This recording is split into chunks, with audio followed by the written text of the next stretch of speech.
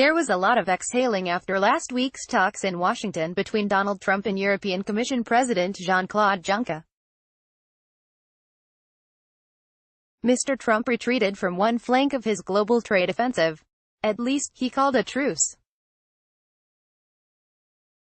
While his 25% tariff on European steel imports to America, and 10% on aluminum, stands, Mr. Trump shelved his plan to impose a 20% duty on cars. The Europeans, he said, have undertaken to buy America's liquefied natural gas and more of its soybean.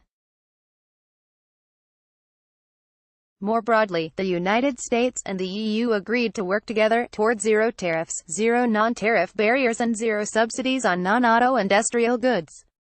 To some analysts, this sounds very much like the transatlantic trade and investment partnership that the Obama administration was negotiating with the EU, but was shelved by Mr. Trump.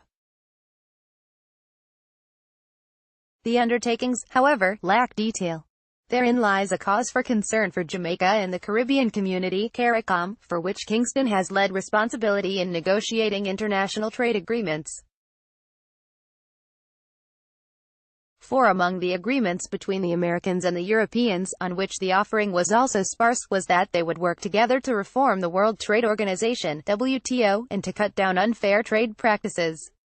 Mr. Trump often claims, without citing evidence, that the WTO is unfair to the United States.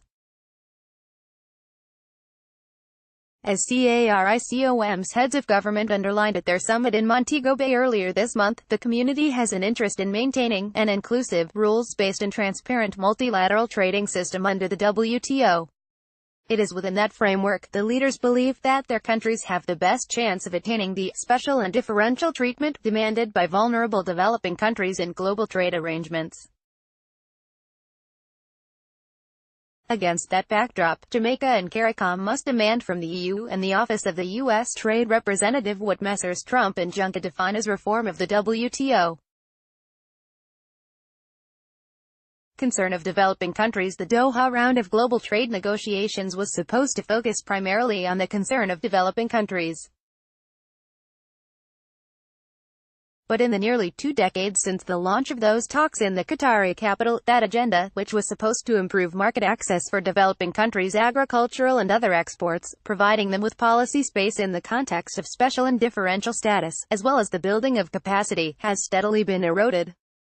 Instead, they have faced increased demands for market concessions, even as advanced countries edged further away, as Mr. Trump has been doing, from the multilateral trading system.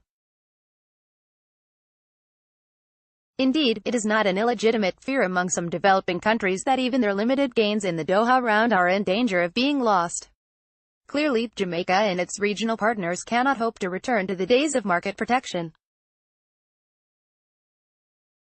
They have to continue, and even accelerate, economic reform to make their economies globally competitive, while maintaining an expectation that, in the context of a rule-based, multilateral system, they will be afforded reasonable protection by the WTO.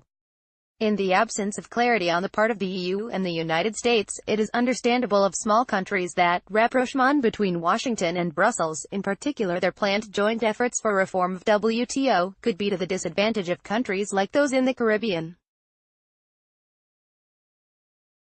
A week ago, this newspaper urged CARICOM to talk regularly and loudly about the dangers of Mr. Trump's trade wars. They need now to be wary of the WTO element of his détente with the EU.